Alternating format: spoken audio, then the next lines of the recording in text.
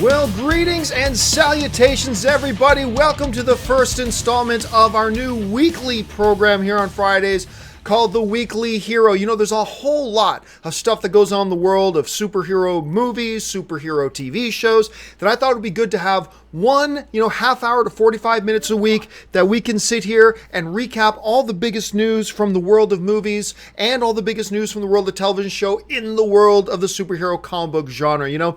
It's not a coincidence that like 75% of all the questions that I get sent in to me for the John Campea show on a daily basis seem to revolve around either Marvel, DC, Fox. Either way, it usually seems to revolve around the comic book movie genre. And so I thought, you know what? With so many people wanting to talk about this stuff, why not dedicate one weekly show to recap all the biggest news and mention a little bit about the TV shows that are going on the air right now too. So a special hello to all you guys watching live in the chat board. So glad you guys are here and being a part of this today. This is the first time trying it. I've got a brand new setup here that you can probably tell I've got a new setup.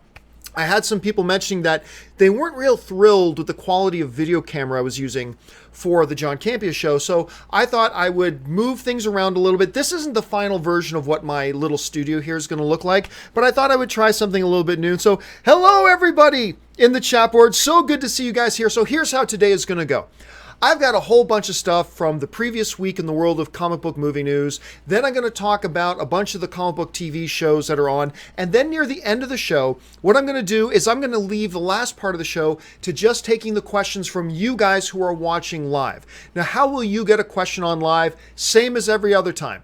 Just tweet to me at johncampealthy. Just hop on Twitter, send out a tweet, and make it to at johncampealthy. Send that on in, and then I will get through as many tweets as I possibly can at the end of the show. Now, don't start sending in those tweets yet. Wait till we get close to the end of the show, and then I'll tell you when it's a good time to start sending in those tweets. And I will spend as much time as I can getting through as many of those tweets as I can, because I am so grateful for you guys who are here watching live. All right, let's get started with the first thing I'm going to start talking about today.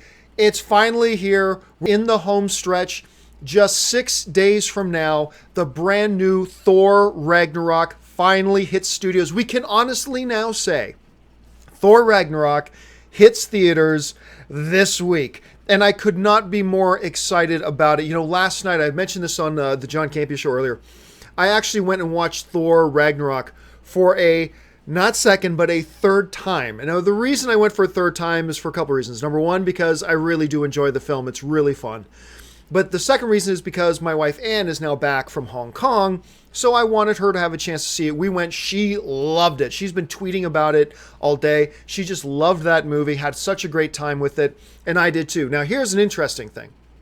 The movie right now is sitting at 96% on Rotten Tomatoes. At least the last time I checked, which was about an hour or two ago, the movie is sitting at 92% on Rotten Tomatoes, which is pretty damn good for any movie, but especially good, for a comic book movie, the comic book movies that we love. So that's, of course, really good.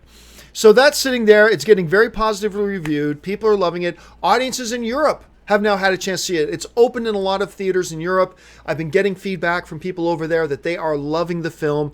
Now, here's the interesting part about Thor Ragnarok, and I kind of alluded to this before, but, it really bears repeating. Thor Ragnarok, you're hearing all types of people talking about how fun and funny it is and just pure, unrelenting entertainment. And it is. But what's really neat about it, I think what is adding to the fun of it, what is adding to the entertainment value of it, is that truly Thor is, in many ways, the darkest, maybe not in terms of tone, but in terms of events. It is the darkest, grimmest, highest stakes movie I think the MCU has ever made. And what Taika Waititi does is he uses those dark elements, if you will, to heighten the entertainment. Now, I'm hearing a lot of people online who, quite frankly, don't really know what they're talking about, saying things like, oh my gosh, if you're going to have serious things in a movie, it can't be fun. You can't have any fun in a movie, in something like this. It just can't happen. You can't have that. It's got to be dead serious all the time if you're going to have dark stuff. And it's like, you know what? No, you're wrong. You're wrong. And Thor Ragnarok is a testament to that. I think part of the reason people are having so much fun with this movie, part of the reason people are enjoying this movie so much, part of the reason people are saying it's so entertaining is because with the fun and the humor, they're balancing real heavy stakes for a final result that is just real entertainment. So it's really working out great. I can't wait for you guys to have a chance to go out and see it. Like I said before, not my number one comic book movie of the year. That still belongs to Logan. In my opinion, that to me is still the best comic book movie of the year. It's probably sitting at number 2 or number 3, something like fighting for with Spider-Man Homecoming for that number 2 spot. And again, what a hell of a year for comic book films. All right, let me move on now to the next big topic. A big piece of news drop that a lot of people are very, very excited about, or at least those people who know anything about it. You guys will remember that a long time ago, back when the upcoming Batman movie was going to be a Ben Affleck movie, one of the things that he had planned was to have Joe Manganiello play Deathstroke. And that got a lot of us excited for a couple reasons. Number one, the Deathstroke character is really cool. Number two, Joe is a really good actor, and I think he'd be a really good fit for the character. So what got announced this week is that Warner Brothers is actually very seriously looking at developing a Deadpool movie. They're so serious about it that they're already in talks with Gareth Evans. Now, if that name sounds familiar to you, the director, it's because he directed 2 of the best pure action films of the past 20 years, The Raid and The Raid 2. This is the same guy who directed those films. Warner Brothers is currently in talks with him to write and direct a standalone Deathstroke movie, which has got a lot of people pumped. Now, it's important to note here, and I mentioned this when the story first came up on the John Campea show, is that they have not signed a deal with Evans yet, so it's not a done deal. Also, they are still looking and talking to apparently Joe Manganiello, but apparently that he's not signed to it either. So this movie may or may not happen, and if it does, it may or may not have Evans directing, and even if it does, it may or may not have Manganiello acting it. So we're still a long ways away from a Deathstroke movie, but it looks like that's what they're heading towards. And I got to tell you, I love the idea. Now, here's the thing that I brought up the other day, is that one of the most interesting propositions here about this whole thing, about Deathstroke and with Evans is going to direct it, is this. So far, if you don't count Watchmen, Warner Brothers in their DC universe have not done a rated R film yet. Especially not in this current DCEU. They just haven't done it. And, they used to suggest they probably never would because there's really no need to. And I agree with them. There's not a need to do R-rated material in your comic book movies. You don't have to. Some benefit from it, like a Deadpool, like a Logan, but it's not like it's a 100% necessity, but it can benefit, and we've seen that happen. With Evans directing, who made The Raid and The Raid 2 very rated R, with him directing and doing a character like Deathstroke, who likes to, I don't know if you heard this, he's into murder. He enjoys the murder. It got me wondering, I haven't read this anywhere, but it got me wondering if that such a Deathstroke movie could possibly be Warner Brothers' first foray into the R-rated area within their DC cinematic universe. Now, of course, the other big question that comes to mind is with Martin Scorsese's Joker film out there, which we already know, if that moves forward, is going to be outside of the DCEU. Would Deathstroke, in such a Deathstroke film, would this be counted in the DCEU? Or would them maybe going rated R make them more comfortable making it a standalone solo movie, like an Elseworlds kind of thing, like the Scorsese Joker film, and put it outside of the DCEU and not have a part of continuity? And I'll be honest with you, as a fan, I've been thinking about this all week, or at least the last couple of days since this news came out. I'm not sure which I prefer. I honestly don't. See, because a part of me thinks that, hey, Joe Manganiello's Deathstroke in the DCEU, that could be really cool. Yes. But at the same time, a brutally R-rated Deathstroke movie directed by Evans, set outside of the DCEU so they're not worried about how it affects the DCEU as a whole, and set outside of it, that could be a very interesting standalone film. That could be very fun. And you guys know me. I don't think everything has to be connected in a cinematic universe. I kind of like the idea of breaking off a little bit and doing something different. And maybe a project like this could be that. Now, again, we don't know what Warner Brothers' plans are. We don't know what they're really going for. But I think the possibilities here are very cool indeed. So we'll just wait and see. Big question, of course, is what do you guys think about that? Jump into the comments section and let me know your thoughts. All right, let's try the next one. The other bit of news that came out that got me really excited was, of course, the actor Vincent D'Onofrio, who did such a magnificent job playing Kingpin in Daredevil. They have announced officially that he is coming back for Daredevil Season 3. Now, this wasn't a sure thing before, because remember, after watching Daredevil Season 1, you would have been forgiven to think that, oh, well, Daredevil Season 2 is coming up. Clearly, Kingpin, because he was so awesome in Season 1, clearly Kingpin's going to be the main bad guy again, right? Wrong. Kingpin only showed up in a couple of episodes, and only for a few minutes of screen time for the entire series, and he was in prison, so he really was hardly in it at all. Then I thought maybe he'll pop up in one of the other Netflix shows, whether it's a Jessica Jones, whether it's a Luke Cage, whether it's an Iron Fist, whether it's Defenders, something. I figured he'd pop up because he's so popular. D'Onofrio playing this character is so popular because he owned it. One might say that he kind of carried that first season of Daredevil. Don't get me wrong. Daredevil was great. Everybody else in the series was great. But D'Onofrio is the one who gave it the oomph in that first season. You know what I'm talking about? So I really thought he'd be back, and he hasn't been back. So I was not really sure, as we start getting closer to a Daredevil Season 3, if they were going to have him come back at all. Thank you. Yes, he is. He's coming back. It's official, and I couldn't be happier. Now, I just hope that they actually bring him back, and it's not like a Season 2 all over again, where he comes back and he's there for an episode or two just to have a presence, or to set him up for Season 4, Season 5. No. Look, we've gone through enough Netflix series now and enough seasons of Netflix shows without Kingpin. We're ready to have Kingpin back. We're ready to have Vincent D'Onofrio back playing the role. I'm majorly excited about it. I hope you guys are too. All right, let's move on to the next couple of things in the big world of movie news. And a couple of those big pieces of movie news came from us from the world of Justice League. Now, two significant things came out about Justice League this week. Number one is, of course, the tracking estimates came out. Now, again, these are early tracking estimates. We're going to get more accurate tracking estimates probably in about 2 weeks. We'll get the final tracking numbers for it. But right now, the early tracking numbers are putting Justice League at opening between $110 and $120 million. So, some people are considering that really low. I don't know why you'd consider that low. I mean, 121 million, that puts the current tracking ahead of Wonder Woman.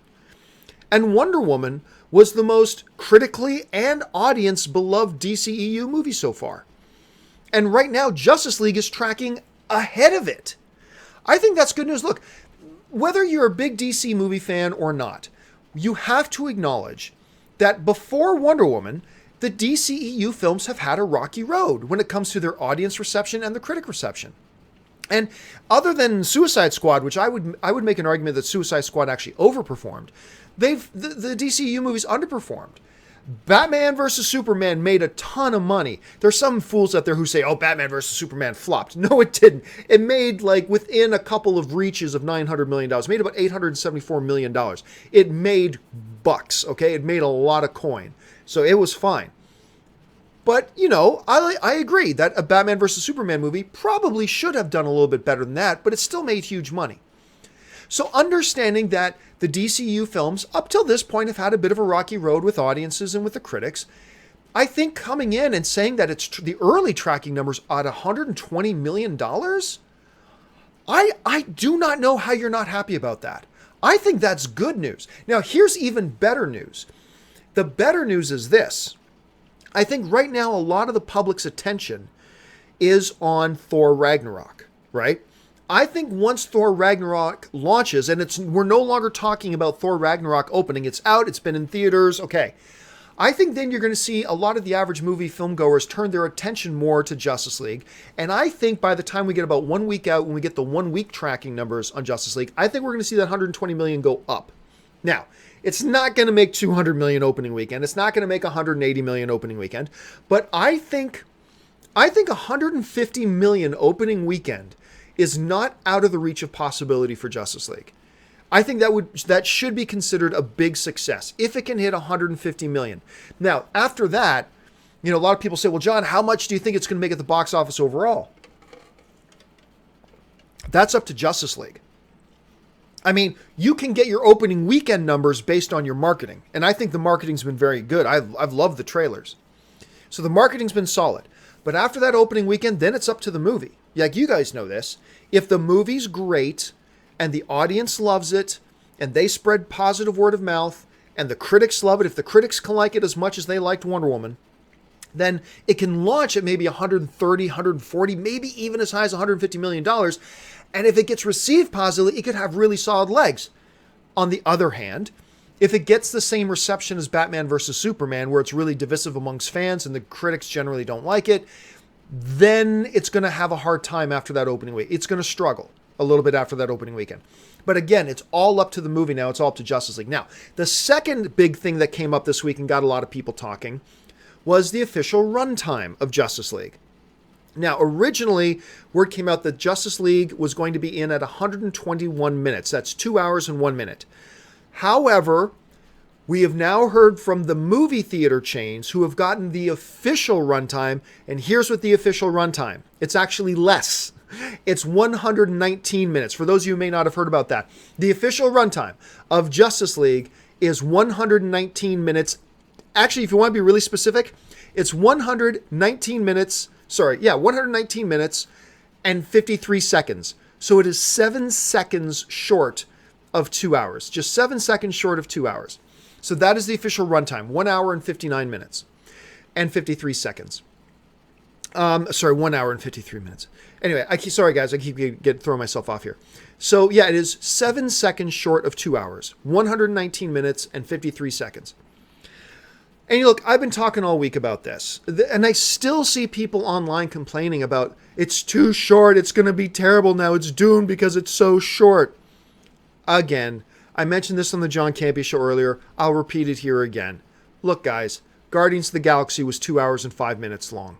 It introduced all new characters that we had never met before, in a totally brand new environment we had never been in before, in a totally different scenario with totally new villains and all this kind of stuff. And it was 2 hours and 5 minutes.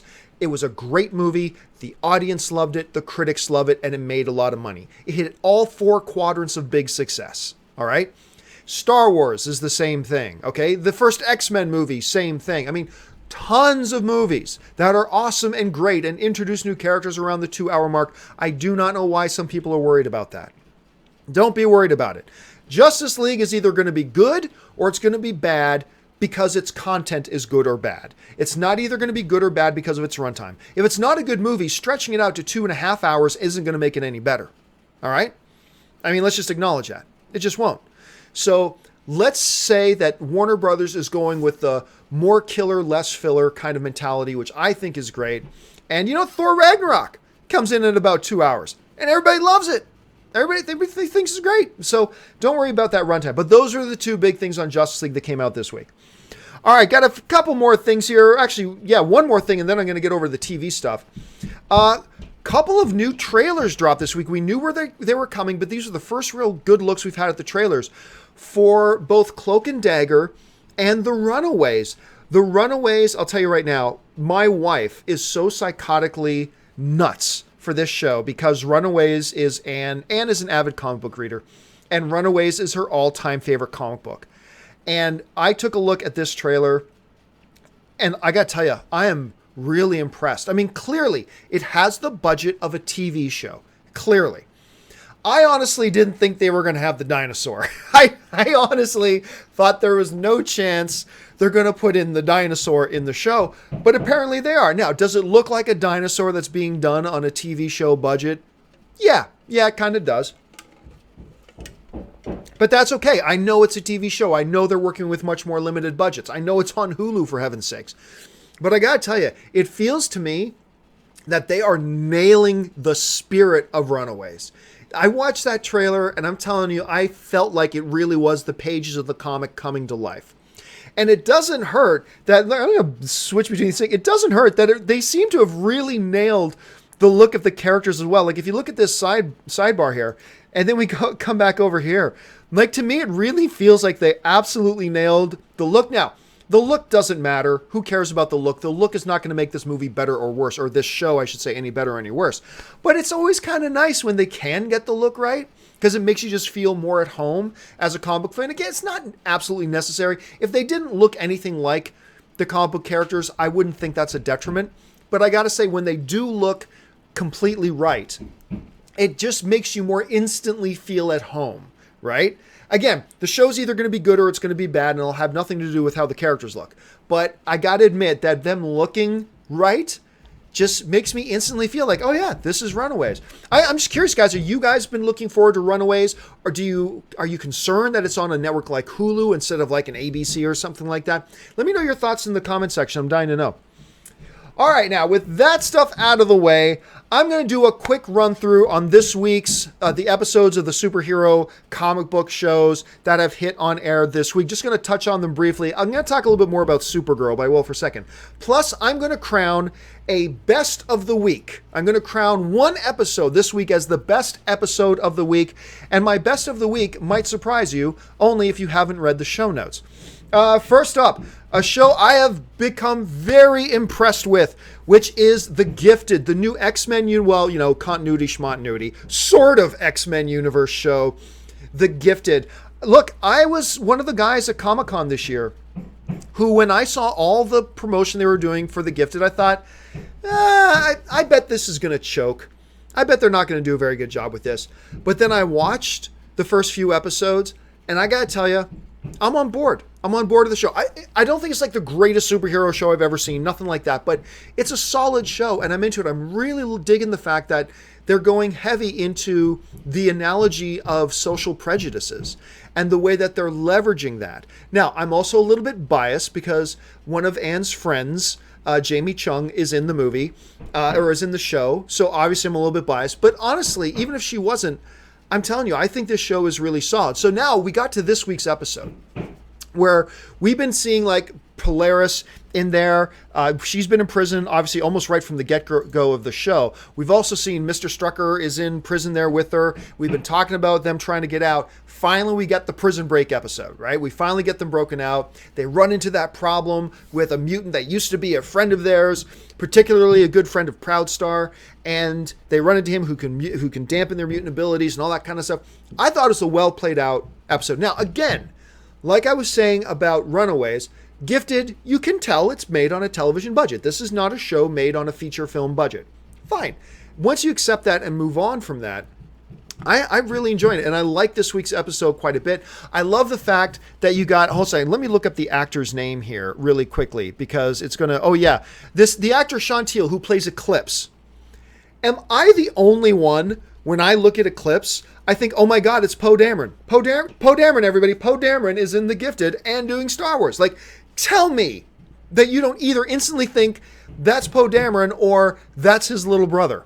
Like, seriously, I cannot be the only one that thinks that. Anyway, so seeing a little bit of Eclipse's background as well, working in a crime family and things like that, I thought all that was really good. I enjoyed this week's episode very much. All right, next thing I want to talk about, I'm going to talk a little bit more, actually, than just this week's episode. I'm going to talk about Supergirl for a second. So, here's the thing with Supergirl. I did not like the first season of Supergirl. I was not, actually, I didn't even get through the entire first season. I was not a fan. I kind of ditched on it, and I gave up on it because I just don't think it's a very good show, so I didn't watch it. Now, I know a lot of you guys are fans, so that's great. So what I decided to do, once I knew I was going to be doing this weekly hero, I thought, you know what? Even if I don't like the show, I should at least watch the episodes and comment on it, just to be fair, right? So here's what I decided to do. I decided to start by going back and watching the season finale of last season, and then watch the 3 episodes that have aired this season, right? So, here's the thing. And I know those of you who are Supergirl fans, you might scream at me for this, and that's okay. It's all right to scream at me. That's fine. I can take it. But I remember when I heard last year or a year and a half ago that they were bringing Superman into the Supergirl show. And Taylor Hokum, whatever his name is. You guys in the chat board, what's the actor's name again who plays Superman in the show? Anyway, when they announced that Superman was coming into the show, I I remember my big fear was this. I thought, number one, okay, that's a bold move. I never thought we would see Batman or Superman in any of the TV shows. And they're bringing Superman in, and that's okay. By the way, you guys are hearing some banging. There are roofers working on the roof of my building right now, so sorry about any of the banging that you're hearing. Tyler Hoagland. Okay, thank you guys in the chat board. I appreciate that. So when I first heard that Superman was coming, I thought, okay, that's a bold move, trying to bring Superman in. Interesting. But then I started to worry that they might just, and I remember talking to my friends about this, is that I'm just worried they're bringing Superman in just to bitch for Supergirl. In wrestling terms, my fear that I said to my friends is, I'm afraid they're bringing in Superman just to put over Supergirl. Like in wrestling, when you have one wrestler come into the ring and really his job is to make the other wrestler look good and let the other wrestler win. That's called jobbing. I'm going to job for this guy. I'm coming in here to put that other guy over. I was afraid they were bringing in Superman, the king of the superheroes. They were bringing in Superman just to job for Supergirl, to make Supergirl look good, right? Well, I never watched any more of the series. And then I watch last season's season finale earlier this week. I popped that in to watch it, and I wanted to scream. I wanted to frickin' scream. Because the entire season finale episode was nothing but Kal-El, the Man of Steel, the Man of Tomorrow, the last son of Krypton, Superman, Clark Kent himself, bitching for Supergirl. The entire episode was about Superman jobbing for Supergirl. If you guys didn't watch it, and I hope that you didn't, but if you guys didn't watch it, basically Superman, the villain of the episode uses, I think it was silver kryptonite, to like kind of make Superman, this comes right out of Injustice Gods Among Us, by the way, to make Superman think Supergirl was General Zod. So Superman's like, I'm going to stop you, Zod. So Supergirl and Superman are having this fight, and Superman's trying to beat Supergirl because he thinks she's General Zod. Supergirl's trying to beat him. And long and the short of it is, Supergirl wins the fight, which, big problem number one. Like, I'm sorry, you're a spin-off character. But anyway, she wins the fight. So then, just in case, some of the fans wanted to go, oh, maybe it was the effects of that silver kryptonite that weakens Superman a bit, and that's why she's won the fight. And nope, they have this scene. They have a scene in the episode where Superman goes, no, I'm telling you, Supergirl, I was at full strength when we fought, and you defeated me. So they go right out of their way to make sure of that. And then they have another scene where Superman and Supergirl are there, and they're talking to some people, and Superman had to come out and make a point. Supergirl defeated me. She is the champion of Earth. And then another scene comes up where, somebody's got to fight the big villain, right? Because they're going to have a one-on-one fight to decide the fate of the Earth. And again, Superman bitches for Supergirl, where Superman has to go, Kara, you defeated me. You are Earth's true champion. And I'm like, shut the fuck up! I was so mad that they would have Superman bitch for his spin-off character, Supergirl. And right away I knew that thing I was worried about a year earlier, that the only reason they're bringing Superman into this show is not for narrative prosperity. No, they were bringing in this Superman just to have him job for Supergirl. Just to have him put up Supergirl. Let me give you an example. Here's what the equivalent would be. Let's say Batman, they'll never have Batman show up in a CW show, but let's say he did. Let's say Batman shows up in Arrow, right? This is the equivalent of having that happen and saying Oliver beats Batman in a straight up fight and he's the true champion of America, right? It just infuriated me so much. I was so mad. So anyway, am I going on too long about the Supergirl thing? If you can't tell, it really upset me. From a fan point of view, it upset me. So anyway, I'm watching the show, so I go, okay. So I'm off to a bad start because I started with last season's season finale. Then I start to watch this season so far. I'm going to say this. The season so far, I don't think has been great. But it's actually got more things going for it right now. And they're doing some more interesting things than certainly they were doing in season one. And I find myself actually more interested in the show at this point, watching, things going on in the show right now. Now, this week's episode was a bad episode. I'm just going to say that right out. her and John Jones, they get in his 50 convertible car that transforms into a spaceship, and in 15 minutes they're on Mars and they fight. It was a dumb episode. I like the characters involved, all that kind of stuff. I think they're doing some really cool things now with that mom who suddenly has superpowers and has something to do with another Kryptonian child. That could be really interesting. I love the stuff that they did in this episode with Danvers, Kara's sister, and her fiance, and the lesbian relationship they have, and that whole stuff that they did with, her family rejected her because she was gay, and now her dad does come to the thing. And to me, there was something, while it wasn't handled on the quality of a Martin Scorsese motion picture, there was something of it that was emotionally honest to me that I really didn't, I liked. There was something emotionally honest about those scenes. So while I thought the whole let's go to Mars thing was kind of dumb and cheap, the rest of the show wasn't bad, but overall I thought it was a poor episode this week. Not as good as the first couple of episodes this week. Look, for the first time ever, I'm actually mildly interested in watching the next episode of Supergirl, but this week's episode wasn't so great. All right, let's move on now to the next show, and I'm going to call it this week's the best episode of the week in the comic book superhero genre. And this might surprise you which one I'm dubbing the best of the week, but it is actually Green Arrow. Green Arrow, I'm dubbing best episode of the week. And of course, look, this season has been better. It has been better. They've done some interesting things. Overall, I don't think it's been a very strong season. Not at all. But ever since they've made this move to make Diggle the new Green Arrow, they could have done the cheap thing, which is just hand him the cowl, hand him the mask, hand him the bow and arrow, and just go, okay, now you're Green Arrow. But they're doing something really interesting with the Diggle character, which is the whole he doubts himself. That's a cool angle. But not only that, then at the end of the episode, they do the whole thing where you realize he's getting himself into trouble. He's taking shortcuts trying to manage his injury and his tremors and his shakes and all that kind of stuff. And I'm sure he's doing it because he doesn't want to let people down. He's doing it because he needs to be there for people, but he's taking shortcuts and he's lying to his team. And I love the fact that they're taking this character Diggle. And by the way, everybody knows my favorite era of Arrow when it was just the Trinity. It was just Arrow, Felicity, and Diggle. That was my favorite era of the Arrow show.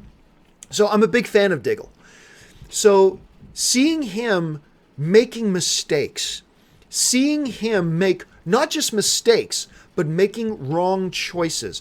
I always get really interested with my comic book heroes when they struggle not just with, oops, an accident, I made a mistake, but actually make wrong choices. Because it opens up narrative possibilities that you can't normally do with these sometimes fluffy comic book superhero shows.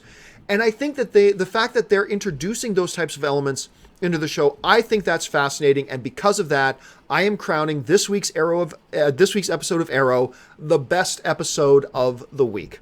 But it wasn't the only one. There's a couple more shows for us to talk about here. Well, another one. Let's move on to The Flash. I'm going to tell you, not thrilled with The Flash so far this season. Now, I know a lot of people were not super happy with season 3 of The Flash, or last season of The Flash. I know not a lot of people were very happy with it. I, for one, did like it. I liked last season of Flash. This season, they feel kind of rudderless, to be honest. I feel like they just don't know what they're doing or where they're going with this show. It's really weird. And I'm just going to bring up this image quick. This guy sucks. Can I just mention that? This guy sucks.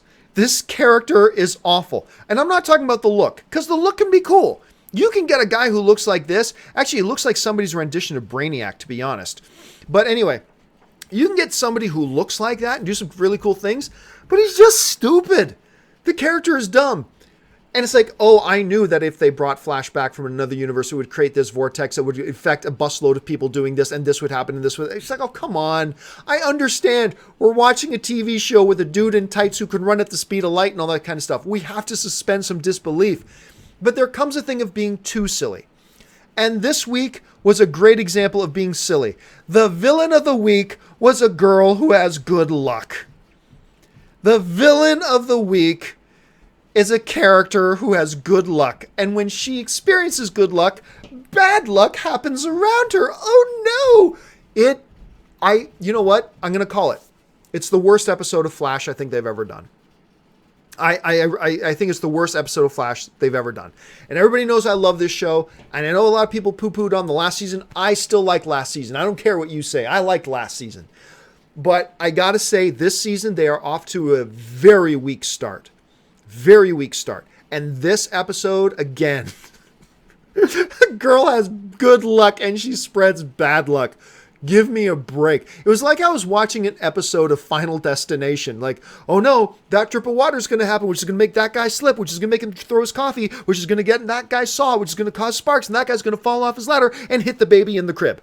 I mean, it was so stupid. And then, out of nowhere, at the end of the episode, they do this whole thing where Wally's like, guys, I'm going to go away. Okay, hugs, bye. It's like, what?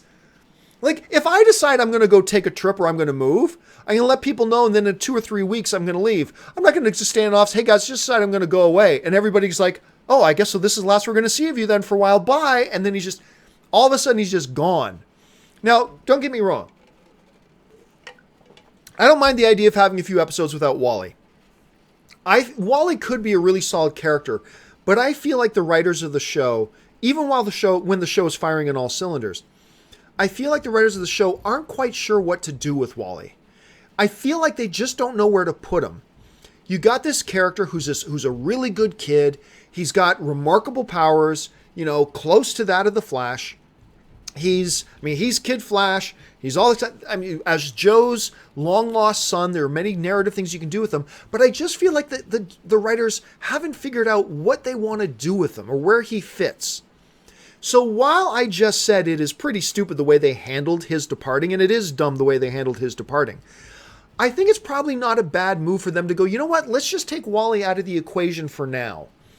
As we kind of figure out how we want to use, because this character could be a very good character, but let's figure out how we want to use him. And so I feel like they're kind of taking him out. It's just, man, and yeah, it's not a very good suit. His Kid Flash suit is not very good at all. All right. Now let's move on to the last show I'm going to talk about this week, which is the newest episode of Legends of Tomorrow.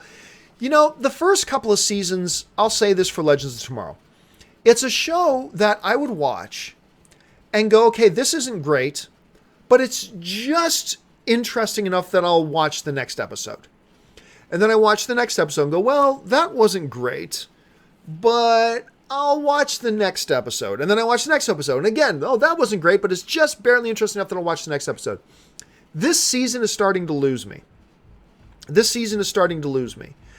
The whole thing, first of all, with Captain Hunter, like, they set it up that this was supposed to be his show. This was supposed to be Hunter's show. And it just became obvious that, oh no, everybody likes White Canary more, including me. I'm a big fan of her. What's her name again? Katie Lotz or something like that? Anyway, I'm a big fan of her and the character. I thought one of the biggest mistakes Arrow ever made was letting this character get away. They should have kept this character on that show and kept Captain Buckles out of it. Anyway, so, I mean, she's great and everything, but they made this big thing where now he's doing the Time Bureau and this weird thing. And now all of a sudden, he doesn't trust the Legends, even though he's the one who put that team together and saw them save the world many times over, but now he doesn't trust them. Suddenly now they have this secret agent on the Time Bureau who can go hand to hand with White Canary. Please. Anyway, this new episode 2 just kind of felt like a fluff episode. Like, one of the interesting characters, and she's a new addition, is Amaya. I think she's an interesting character. I think the whole thing with her power set, with the amulet and all that kind of stuff, her totem, is you can do some really cool things with this. But remember they had that episode the other week where they were in the circus? Remember that ridiculousness? This week, not much better. They introduced a new villain, which is actually kind of a cool villain with her water-based powers and all that kind of stuff. They introduced a little bit of a dystopian future where Argus goes bad and, outlaws metahumans. Although there was that one scene in this week's show where they you're under arrest for violating the Metahuman Act. The metahumans are illegal. Okay, that's great, except White Canary is not a metahuman. Rory is not a metahuman. Ray Palmer is not a metahuman. So you got a whole bunch of metahumans there that say, you're on the metahuman list, but they have no superpowers. So I'm not quite sure why they were on the metahuman list, but hey, whatever, to each their own. Not a big fan of this week's episode. So, again, not a strong week Other than The Gifted and some interesting things they did on Supergirl, not a very strong week, except for, again, the best of the week, which is, of course, Arrow. All right, guys, that's all the stuff that I set up to talk about today. Now I want to turn it over to you guys. I'm going to take the rest of the show now to just take your topics and questions that you want to send in. So if you are one of the people watching live, fire in some questions on Twitter. Simply tweet me at johncampea. Send them in there. Send in your questions. Let me now get my Twitter board all opened up and ready for you guys. Let's see here. Boom. Okay, we'll start off with this one. The first question we're going to take today comes to us from I am Zaradudin. I can't pronounce your last name, man. John, 2016 Suicide Squad or Harley Quinn inspired Halloween costumes. What character or film from 2017 do you expect to see most costumes from? That's a great question, actually. Yeah, the Harley Quinn look became a pop culture phenomenon. Like, people just embraced and loved that look, and you saw tons of costumes of Harley Quinn. What are going to be the big costumes this year? Spider-Man will probably be back in vogue with young boys. I think you're going to see a lot of Spider-Man costumes out on Halloween this year, especially, once again, amongst the younger kids. I think you're going to see a bunch of Thors, especially after the success of, with the high anticipation of Thor Ragnarok. I think we're going to see a lot of people out there as Thor. I think you're going to see a lot of Nurse Joker. The Nurse Joker from Dark Knight, I think, is still a popular one that we still see around there. And obviously, little girls and not so little girls, probably some women, you're going to see a lot of Wonder Woman costumes out there as well. So those are the ones that I think we're probably going to see. Okay, let's see. This one comes to us from Baby Scholar saying, John, the hammers. I thought you were banging your fists on the table. Yeah, like I mentioned, guys working on the roof. Not much I can do about that. I thought I was banging my fists on the table. I can understand that. Let's see. Next question comes to us from Reggie Phoenix 11. John, which director will do press runs for Justice League? Joss Whedon, Zack Snyder, or both? I got a feeling it's just going to be Joss Whedon. And unless I am mistaken, I don't think they're going to do a press junket in the United States. I think they might be skipping. I might be wrong about that. I hope I'm wrong about that. But they might actually be foregoing a press junket in the United States this year. But I do not expect that we're going to see Zack Snyder in those things. It would be kind of special if they did, but I don't suspect that we're going to see Zack Snyder in those. Okay, Spencer112358 is writing, John, do you think a DCEU film will ever reach a $200 million plus opening weekend? What movie could do it? Oh, absolutely it could. Look, it's not going to be Justice League, all right? Because it's just got too much going against it right now. But if Justice League knocks it out of the park, and audiences love it, and critics love it, and people embrace the film, they just crush it, they knock it out of the park. If they can do that, then that sets up... Aquaman won't hit 200 million opening weekend. Aquaman might be very successful. But let's say a Justice League 2 is not far off.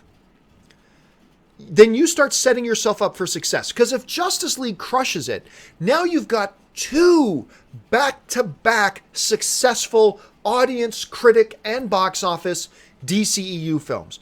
You start putting together a string of successful films on those three criteria: office, critic, box office, or audience, critic, box office.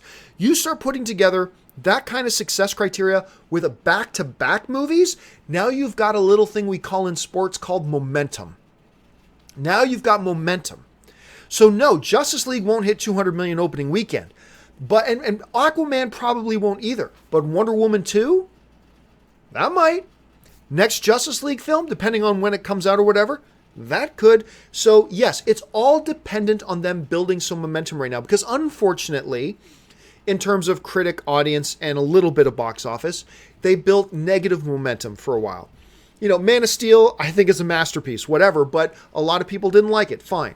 Batman vs. Superman, I like that film, but a lot of people didn't like it. Fine. Suicide Squad, a lot of people didn't like it. Fine. So, unfortunately, they had spent some time building some negative momentum.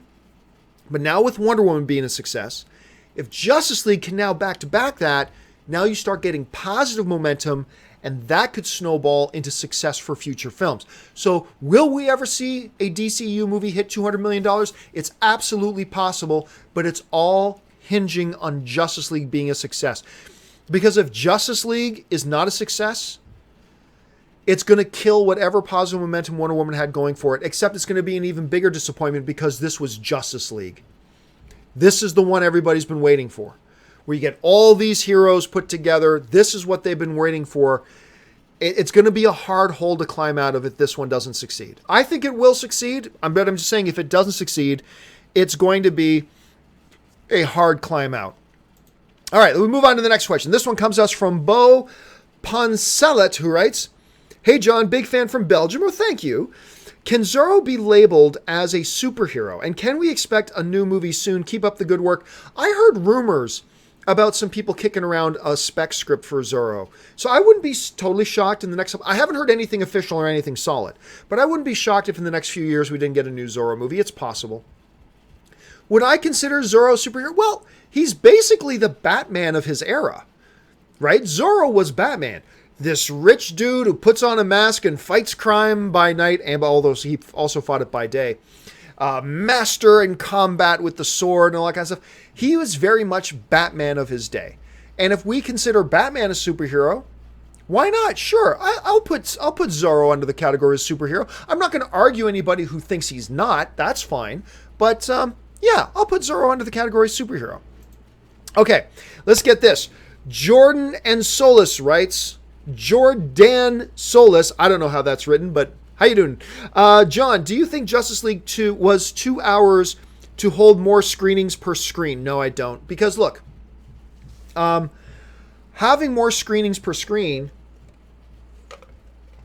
that doesn't help if the audience isn't there to fill those screenings. That doesn't help. Like, I remember I had this debate with somebody online where somebody said, "Oh no, John, the reason Blade Runner 2049 didn't do well at the box office because because of its length, it was too long to have a lot of extra screenings." And I said, that's ridiculous. Because having extra screenings only helps you if all the other screenings are sold out. It's only by having all the other screenings sold out that squeezing in extra screenings becomes an issue. Now, I don't know the answer to this off the top of my head, so let me look it up. The Force Awakens runtime. I got to look that up. I'm not quite sure how long The Force Awakens was. But The Force Awakens was like get close to 2 hours and 20 minutes. So that did fine without being able to get in some extra screenings. So I don't think that's the reason. I don't necessarily think that's the reason. I just think that Warner Brothers felt like, hey, you know what? We want a faster pace, a leaner, meaner, more killer, less filler kind of good-paced movie than, say, the pace we got with Batman vs. Superman. I like Batman vs. Superman, but there are a lot of people who complained about the pace of it. So I think they wanted to go with a more traditional 2-hour film. They've seen other films in the 2-hour realm have great success. And you know what? I still think it's a good move. So we'll just have to wait and see how that pans out. But no, I don't think it's because of them wanting to fill in extra screening, because I don't think that's an issue yet.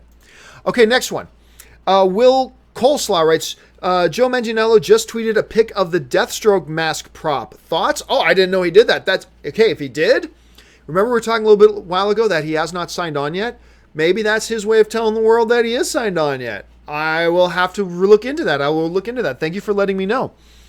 Let's see. Next one comes to us from Garuna Bahad99 writes, John, what do you think about the early Justice League reviews from China? Keep on the filthy. Well, honestly, I ignore them. Because number one, I have no idea who those people are. Number two, I have no way of confirming that they're legit.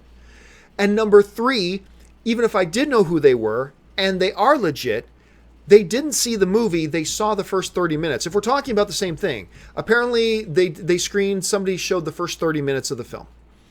So that's great. You show them quarter of the movie, fine. It's tough to put that in context, but honestly, I'm not giving it a lot of attention. I never usually give a lot of attention to anything, even when it happens in North America, when they screened the first 15 minutes of this for so-and-so. I tend not to get too terribly excited about that because, okay, it's only a part of the movie. What if that's the only part of the movie Warner Brothers thinks is good? Now, I'm not saying that's the case, but I'm just saying, like, it's all these journalists who have no idea who they are. I have no idea what their pre-existing biases are. I have no idea, since it's a state-run thing, if they're supposed to say it. Like, I just don't know. There's too many questions marks. So I don't discount it out of hand, but I also don't really take it into consideration very much. The question I would have then is this. If you want to show the first 30 minutes, why are you hiding it from North American critics and journalists? Why are you going to the country that helped finance your movie and only showing it to those people there who nobody knows who they are or have any reputation for their opinions? That's the question I would have. Look, I have no problem with Warner Brothers doing that. I just don't think there's any value in it either. So I don't really think there's anything to talk about. I think it's a non-story. I don't think it's trash or garbage. I just don't think it's a non-story. Look, I already think Justice League's going to be good. I don't need somebody who I've never heard of before in China telling me they like the first 30 minutes to convince me that I think Justice League's going to be good. It doesn't make me think it's going to be any better. It doesn't make me feel like it's going to be any worse. So that's just my opinion on that. Okay, let's try this. Next one comes to us from Reynard City, who writes, John, who would you like to see in the future Justice League lineups? I like the lineup they've got. I'm perfectly happy with the lineup they've got. Obviously, Green Lantern is a name that everybody talks about that they would like to see. That's cool. Hawkman is an interesting name to put in there. I'm not big on the Martian Manhunter myself. I don't think it's an interesting character. Although they do use him, from what little I've seen, they use him pretty interestingly in Supergirl. I give them that. But other than that, I think they got a pretty solid lineup right now. Look, let me see what they do with this lineup before I start thinking about what they need to do to augment that lineup much more. So, and we are getting close. We're getting really, really close. Let's see. Oh, somebody just put in a super comment. I've never had somebody put in a super comment before. I don't even know what that is. Super comment from Matt Haywood on the live chat board says, super sorry question. Which would you like to see? Alpha Flight or Batman and the Outsiders? Have a great day. Ooh, Alpha Flight. Alpha Flight. I would love to see an Alpha Flight movie. And it's not just because I'm Canadian, although that might have something to do with it. But like to see Vindicator and Sasquatch and North Star and all them up there and Puck doing his thing. I would love to see an Alpha Flight movie. I think that would just be absolutely phenomenal. As a Canadian especially, I'm excited about it. But really, Alpha Flight, and that's really where Wolverine got his start. Alpha Flight, anybody I know who's actually read the Alpha Flight series loves the Alpha Flight series. The Alpha Flight series is terrific stuff. And if you haven't and you're interested at all, I would highly recommend picking up Alpha Flight. I think it's a really, really cool, really cool piece of storytelling. Okay, let me keep going here with the live Twitter questions. Let's see. Oh, that's a show I forgot to talk about. I'm sorry, guys. Shaquille Tathano1 writes, John, what are your thoughts on Gotham? My bad. I knew I forgot to put in an episode of a show here. Thoughts? You know what? Next week, sorry, guys, I will make sure that next week I do put Gotham in my lineup, okay? This season, I've liked it. I've liked Gotham so far, this thing. I think the whole Ra's al Ghul thing that they've been trying to pull, obviously taking a lot of liberties with the Batman mythos, and that's fine. You're allowed to take liberties. I accept that. It's not a part of the cinematic universe. See, again, guys, you don't make the shows part of the cinematic universe. That means their hands are free to tell all types of interesting stories. Anyway, so they're obviously taking a lot of liberties. Gotta admit, I've enjoyed it this year. Now, I'm not so big on Bruce already putting on the mask. It's like, look, guys, he becomes Batman. It's like, yeah, we know. Like, you don't have... So him already putting on the mask, I'm like, I can live without that. But all the stuff that's outside of that, I like Gotham most when it is focused on Jim Gordon. When Jim Gordon is the center of the show. That, to me, is the interesting premise of Gotham. And I like Bruce as a side character, Bruce and Alfred as side characters. I dig them very much in those roles. I'm just afraid they are making the show more and more Bruce-centric, when really in the story of the Batman, we should still be 10 years away from him becoming the center of the story. Keep the story on Jim Gordon. I think that's when the show works best. But overall, despite that I'm a little iffy on how much they're focusing on Bruce and already have Bruce wearing the black mask and all that kind of stuff, I think that's a mistake. Besides that, I think everything else I'm pretty into. I'm actually kind of getting a little bit of a kick out of the new Solomon Grundy. So I got a bit of a kick out of that. I'm liking Riddler, Penguin more and more.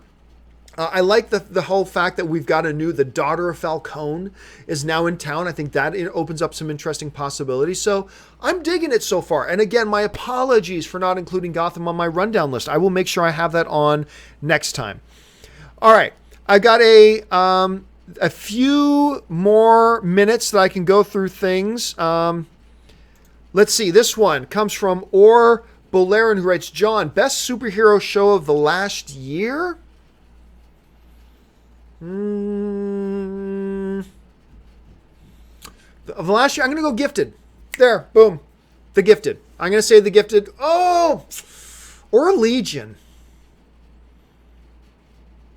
I'm going to go Legion of the last year. Okay, yeah, I'll go Legion. I'll go The Gifted number 2. And then, no, I'm sorry. I take that back. Inhumans. Inhumans is clearly, by far, the best superhero show of all time.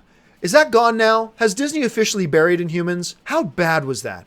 I think easily the worst thing Marvel has ever produced was that awful Inhumans direct. But anyway, no, seriously, probably the best superhero show. It's funny, is Legion, which is funny because I didn't even like the first episode. I didn't like the first episode, and I ditched on the show after the first episode. Then after about 4 or 5 weeks, enough people said, John, get back on it. I think it really picks up. I think you're going to love it. And I got hooked. So yeah, I'll go that, and then I'll go Gifted as number 2. So yeah, we'll see about that.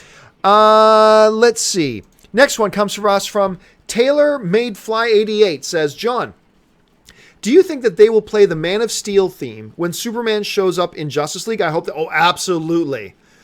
Bum, bum, bum, bum, bum, bum, bum, bum, bum. Oh, absolutely. I get chills just thinking about chills, goosebumps on my arms. I get chills just thinking about that music, let alone hearing it. The Man of Steel theme by Zimmer is fantastic. It rivals, not quite as good, but it rivals the John Williams Superman theme. I love the Man of Steel theme. I have no doubt you're going to hear that theme in this movie. Absolutely. And I'm looking forward to it. Let's see. This next one comes to us from Abdullah JR00, who writes, John, does Christopher Nolan have any influence on the DCEU since he was a producer in 2 previous movies and most recently in Justice League 2? No, none. He does nothing. He's a producer in name only. He really doesn't get involved at all. He's not involved with it in any way, shape, or form. That's been confirmed a number of times by various Warner Brothers people. Let's see. Let's go on next to Batman 39. Hey, John, do you think Geoff Johns will ever direct a DC film instead of just producing and or writing? Hard to say. I mean, look, directing is a very specific set of skills.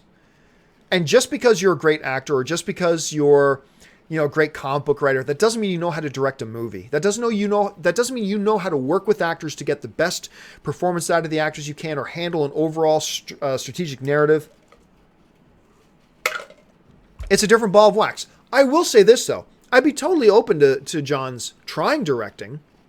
Just don't do it with a big budget superhero movie. Cut your teeth on something smaller first. Cut your teeth on like a $30 million budget smaller film. Hone your craft of seeing how you work with actors, guide a narrative, all that kind of stuff. Do that on a smaller film, not on a huge, big budget film that's going to have a lot of pressure. So I'm open to seeing him try something. I just hope he tries something on the right scale. Next one comes to us from ArrowGirl99, writes, John, do you think that the serum Diggle is taking could lead into the Joe Wilson Slade arc, #Mirakuru? I haven't considered that. I doubt they'll go back that way. I have a doubt they'll reverse themselves and go back in that direction, but I didn't consider that. That is an interesting proposition. That is, it's not completely far-fetched. That is not completely far-fetched. Let's see here. I'll take time for one more. And this one comes to us from the Baby Gooner, who writes, John, the Agents of S.H.I.E.L.D.? Well, I will talk about Agents of S.H.I.E.L.D. every week. Just be prepared. Look, I am not here to be a fake cheerleader. All right? I am not here to just be... I know a lot of times people just want to hear everybody cheer everything that we're talking about. I will talk about Agents of S.H.I.E.L.D. when it comes back on air. I'm not even sure when it comes back on air. It's got to be soon. But when I do, just be prepared. I'm going to be honest about it. If I like a particular episode, I'm going to say the episode's good. If I don't like a particular episode, and I think more episodes of Agents of S.H.I.E.L.D. have been bad than have been good, then I'm going to say it's bad. Just don't get mad at me for saying I don't like something. I mean, that is the most ridiculous thing in the world to me, is the idea that somebody gets mad at another person for having a different opinion about a TV show. It's just crazy. I mean, you can disagree with the opinion, but getting mad, and you'd be shocked how many people get literally mad at me. Like, dislike me as a person because I don't like Agents of S.H.I.E.L.D. Whatever, but I will be talking about Agents of S.H.I.E.L.D. Just be prepared that I'm going to be giving my honest opinion on it when I do. All right, guys, that will do it. I've gone an hour. That will do it for this inaugural installment of the Weekly Hero. Now, listen, I need your guys' input, by the way, not just on the content here. I am doing the show with a brand new kind of setup. Again, ignore the background. I'll work on the background, but I'm trying with a new, different camera, stuff like that. Let me know if this works for you guys. Does it look okay? Or is it blurry? Like, let me know. Just jump in, leave me some technical thoughts as well as leave all your thoughts and comments on any or all of the topics that we discussed here today. I will be back again next week with another episode of the Weekly Hero. Of course, I'll be back again in the morning with the daily John Campea show. More videos and reviews and things to come in the near future. Hey guys, while you're here, make sure you click the thumbs up button. Make sure you subscribe to my YouTube channel, and make sure you follow me on Super Twitter and Super Facebook, simply at John Campea. That's where you can find me. That'll do it for me for this week, guys. Thank you so much for joining me, and until next time, bye-bye.